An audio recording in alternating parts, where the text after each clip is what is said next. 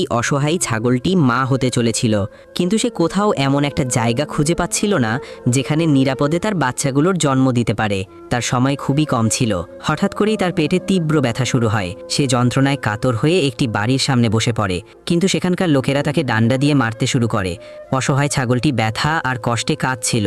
বাধ্য হয়ে সে গ্রাম ছেড়ে দেয় এবং এমন এক জায়গার উদ্দেশ্যে রওনা হয় যেখানে কোনো মানুষ থাকে না, শুধু ভয়ঙ্কর সব বন্যজন্তু থাকে। ছাগলটি উঁচু পাহাড়ের চূড়ায় একটি ছোট্ট ঘর বানায়। সেখানেই সে জন্ম দেয় ছোট ছোট বাচ্চাদের, কিন্তু সন্তান জন্ম দেওয়ার পর সে খুবই দুর্বল হয়ে পড়ে।